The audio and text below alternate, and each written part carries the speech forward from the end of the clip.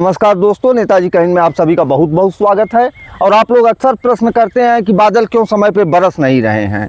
ठंडी बहुत ज़्यादा लगती है, ठंडी में बरसात में पानी बरस नहीं रहा है, गर्मी में गर्मी बहुत लग रही है। इन सब चीज़ों के पीछे कारण क्या है? इन सब चीज़ों के पीछे कारण यह है कि वनस्पतियाँ नष्ट हो रही हैं, पेड़ काटे जा रहे हैं। जो आप कब्रिस्तान देख रहे हैं इस समय, देखिए चारों तरफ लाशें बिछा दी गई हैं। यह कोई ऐसी चीज़ नहीं है जिसे आप नहीं पहचानते। इन लाशों को आप पहचानिए, इन लाशों को आपको पहचानना पड़ेगा, क्योंकि यही वो लाशें हैं जो कभी आपको, आपके बच्चे के, आपके परिवार को, आपके पशु को, आपके पक्षी को, आपके खेत को, आपके खलिहान को ऑक्सीजन दिया करते थे। लेकिन आपने इनके साथ क्या किया है?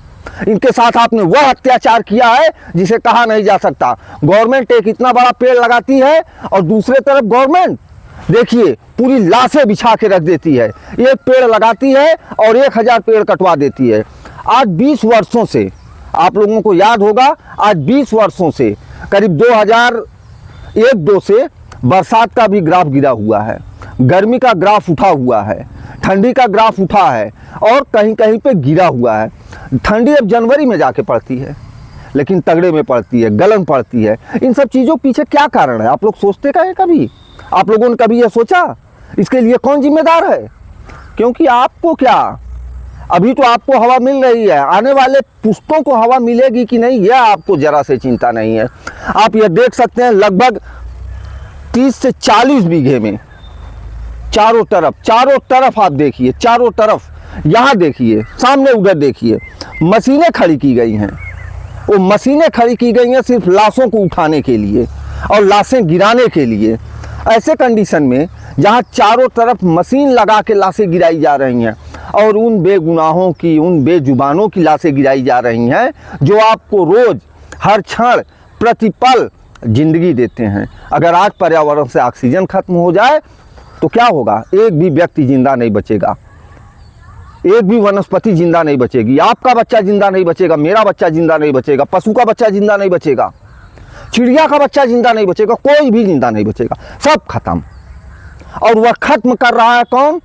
हम खत्म कर रहे हैं, आप खत्म कर रहे हैं। जब तक पेड़ों के प्रति, जंगलों के प्रति, पहाड़ों के प्रति, नदियों के प्रति और पशुओं के, पक्षियों के प्रति हम लोग जिम्मेदार नहीं होंगे तो हम अपने भविष्य को वहां लेके चले जाएंगे जहां की आप कल्पना नहीं कर सकते हैं। आपका भविष्य वहां पे जाके खड़ा होगा जहां आज आपको मैं यह दिखा रहा हूं कि यह देखिए, ये देखिए, टुकड़े टुकड़े कर दिया गया है, काट के बेचारे को टुकड़े टुकड़े कर दिया गया है। और जाने कितने परिवारों को इसने दे रखा है जीवन।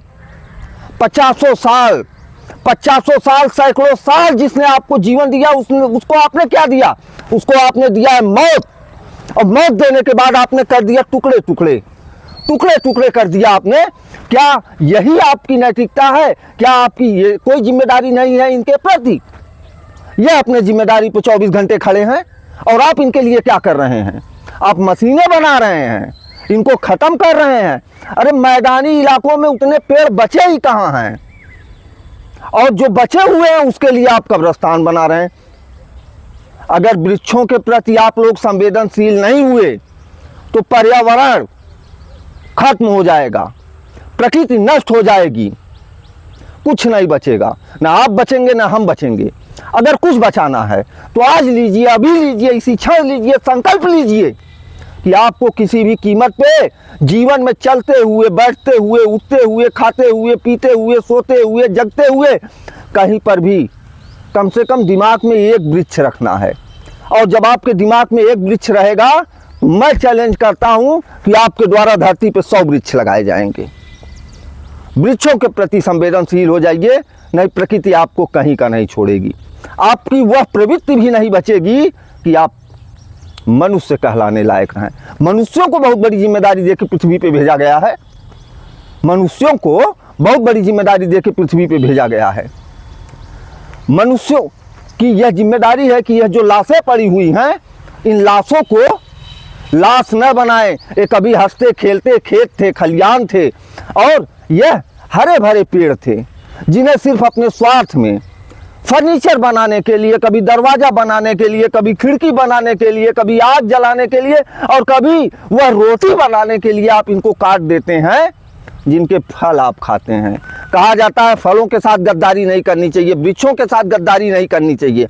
आपकी गद्दारी वृक्षों के साथ हो रही है। अगर आप वृक्षों के साथ गद्दारी करेंगे तो प्रकृति आपको माफ नहीं करेगी। यह मैं नहीं कह रहा हूं, आप खुद देख सकते हैं, आप खुद समझ सकते हैं, आप खुद जान सकते हैं कि जहां पे वृक्ष नहीं है वह रेगिस्तान है, और जहां पे रेगिस्तान है वहां पे इंसान नहीं है। आप कितनी बड़ी टेक्नोलॉजी कर लो, कुछ भी कर लो, आप एक दिन में 50 वर्ष का पेड़ नहीं पैदा कर सकते, लेकिन एक दिन में 50 वर्ष के पेड़ को टुकड़े टुकड़े, ये देखिए टुकड़े टुकड़े कर देते हो आप। मशीनें आपने ऐसी बना ली है, घंटे भर में बड़े से बड़े पेड़ को आप टुकड़े टुकड़े कर देते हो, लाश बना देते हो। और एक पेड़ के बच्चे को, छोटे से वृक्ष को क्या 50 वर्ष इतना लंबा, उतना चौड़ा, उतना मजबूत आप बना सकते हैं? जो आप बना नहीं सकते हैं उसे बिगाड़ने का अधिकार आपका नहीं है। आप सिर्फ वही बिगाड़िए जो आप बना सकते हैं, और उस चीज़ के लिए संकल्पबद्ध हो जाइए, कटिबद्ध हो जाइए कि वह चीज़ मुझे नहीं बिगाड़नी है, उस चीज़ के साथ मुझे नहीं खिलवाड़ करना है जो चीज़ मैं नहीं बना सकता।